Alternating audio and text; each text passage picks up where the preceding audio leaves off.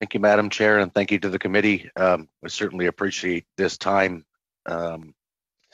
To all the witnesses, each of your stories were incredibly compelling today, and they're obviously vital to this conversation. So thank you very much. It is a little disappointing that this legislation isn't getting the due attention that I believe that it deserves.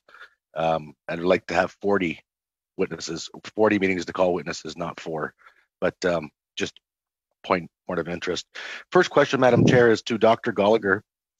Are you concerned, sir, about the removal of the 10-day reflection period? And if so, would you like this committee to consider a shorter time rather than see it abolished? I would say I'm very concerned about the removal of the 10-day waiting period.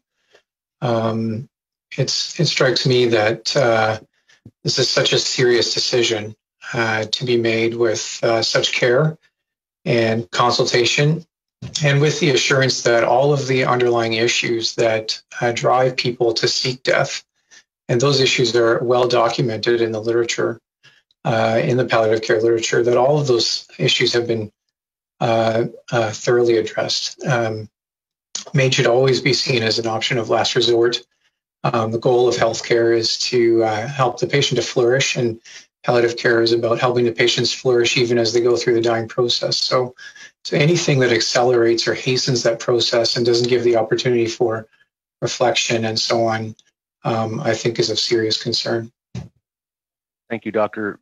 And through you, Madam Chair, again to Dr. Gallagher, can you explain how Canadians can access MAID without effective referral and why that's important for providers? And further, what provinces require effective referral in existing policy, and what have other provinces done to better balance conscious rates and access? So Ontario and I believe Nova Scotia are the only jurisdictions in the world that require an effective referral. And in every other jurisdiction in Canada and around the world, patients are able to obtain access without the requirement for an effective referral. And there are mechanisms already in Ontario, where I practice, where patients can already seek access to medical aid in dying without an effective referral. And so it's quite clear that systems can be constructed, as Mr. Rasico already suggested, through telehealth, et cetera, and organizations representing healthcare conscientious objectors have made very reasonable and constructive proposals in this regard. So if there was a will on the part of the federal government, there's undoubtedly a way that this could be done so that we would not be required to aid and abet the euthanasia of our patients. Thank you very much, Doctor. Madam Chair, through you to Madam Hyatt.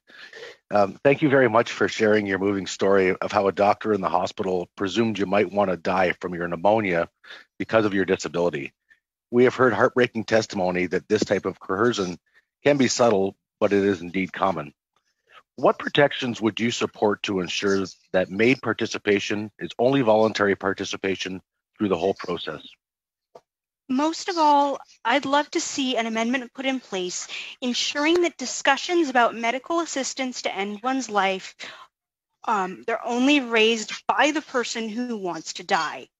I would never want a medical professional to begin the conversation about life-ending initiatives as a result of assumptions they make about what it's like to live with my disability.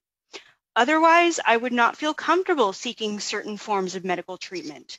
I want to be seen by a doctor who will care for me as a whole person, including taking my status as a disabled woman into account, and who will support me in living and thriving in the only life I have, which is as a disabled woman. Thank you. Thank you very much. I'm sorry, Madam Chair, can you show me that again? 30 seconds.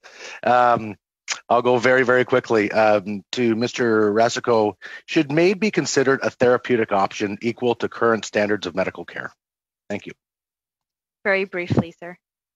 I'm not a doctor, so it's very difficult for me to say so, but certainly we do not consider MAID to be a medical care. Killing a person is never a care.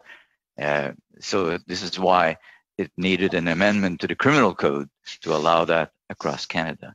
We have fought in Quebec against Bill 52, saying that it was not under provincial jurisdiction, but that it fell under the exclusive federal jurisdiction over criminal law. So certainly MAID is not, in our opinion, a health care. Thank you. Thank you, Madam Chair.